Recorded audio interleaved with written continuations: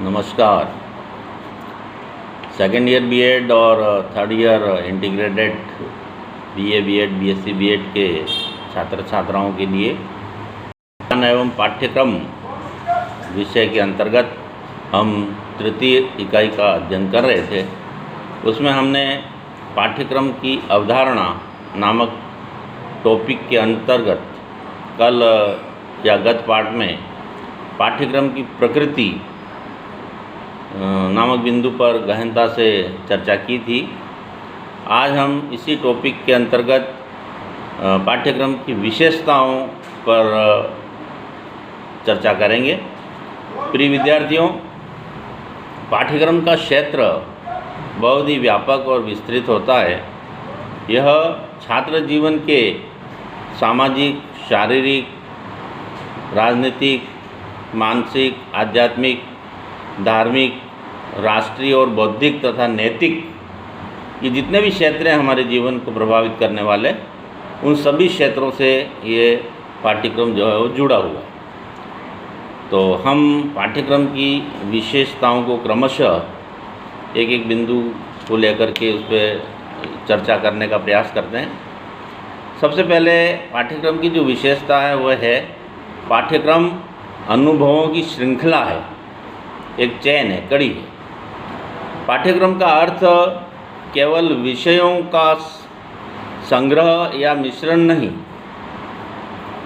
बल्कि यह अनुभवहीन व्यक्ति जो होते हैं उनके लिए अनुभवी व्यक्तियों द्वारा प्रस्तुत अनुभवों की श्रृंखला है। यहाँ पर अनुभवहीन और अनुभव युक्त बात कही है। अनुभवहीन तो छात्र हैं और अनुभवों से युक्त जो है वह अध्यापक होता है। तो वह अध्यापक अपने अनुभवों को एक एक करके पूरी श्रृंखला को जो है अनुभवहीन छात्रों तक पहुंचाता है। ये पाठ्यक्रम की विशेषता है।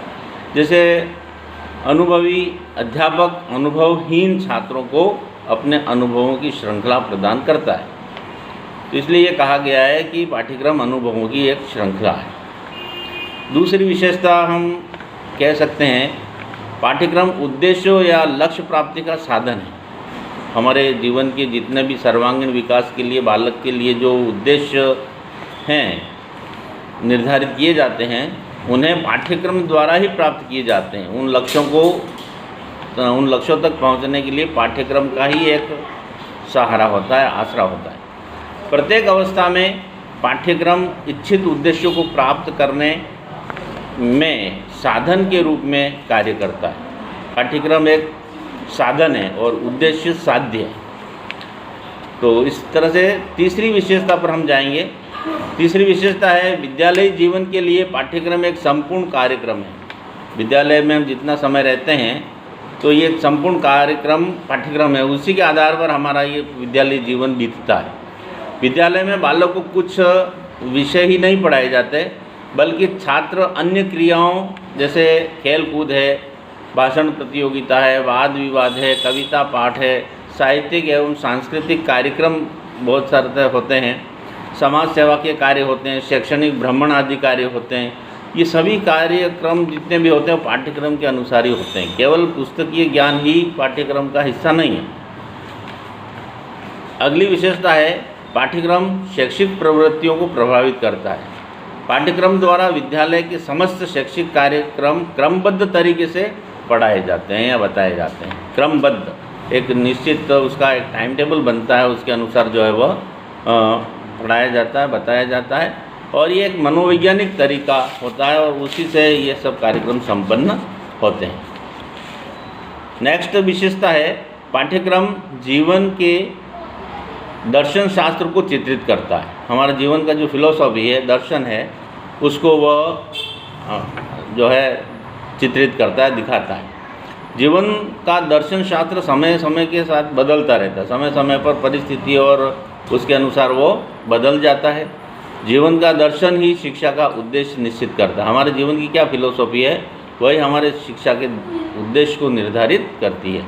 शिक्षा जीवन आदर्शों में सुधार का उद्देश्य, जीवन का अच्छा स्तर तथा जीवन उत्तम दर्शन शास्त्र लाने में सहायता करती है। हमारे जीवन को उत्तम बनाने के लिए ये जो फिलॉसफी है हमारे जीवन की, वह हमें सहायता करती है। तो ये पाठ्यक्रम के द्वारा ही निर्धारित होता है।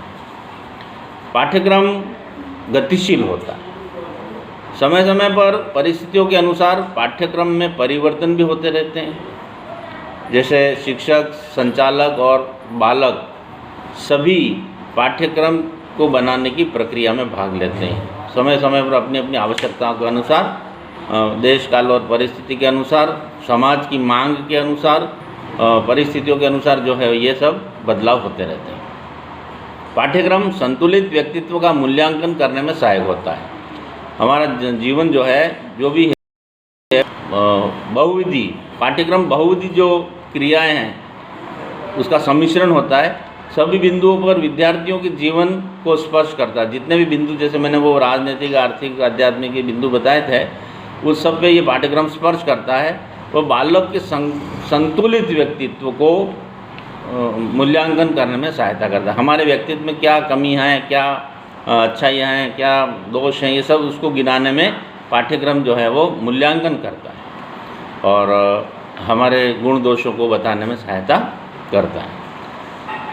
अगली विशेषता हम कह सकते हैं, पाठ्यक्रम जीवंत प्रक्रिया है, जीती जागती प्रक्रिया। प्रत्येक पाठ्यक्रम में दो आवश्यक तत्व होते हैं, जैसे विषय वस्तु और ढांचा।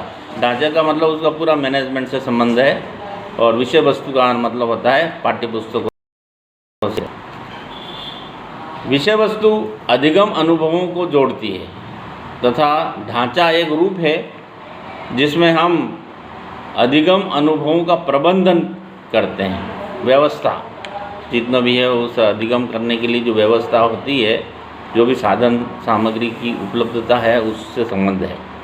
पाठ्यक्रम स्थिर दृष्टिकोण से गतिशील दृष्टिकोण की ओर अग्रसर होता है, हमें आगे बढ़ाने में मदद करता है।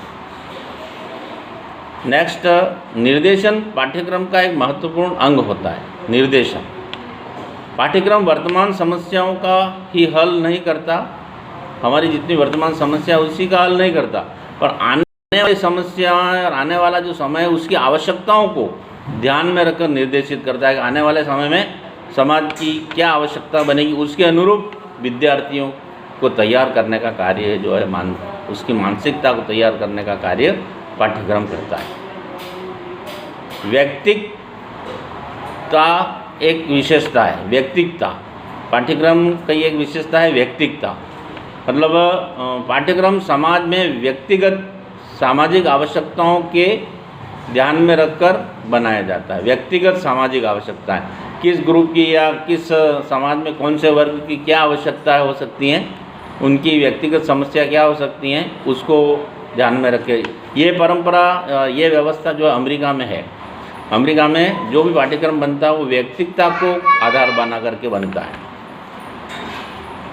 नेक्स्ट, पाठ्यक्रम व समाज परस्पर एक दूसरे पर निर्भर रहते हैं। पाठ्यक्रम समाज के लिए और समाज पाठ्यक्रम के लिए।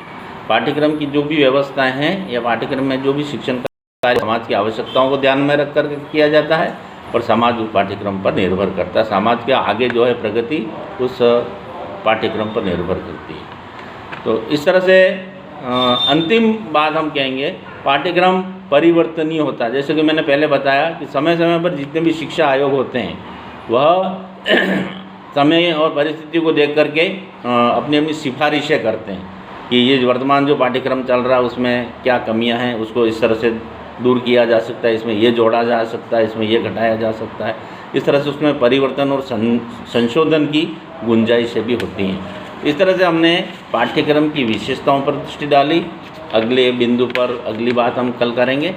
आज इतना ही। धन्यवाद। जय हिंद।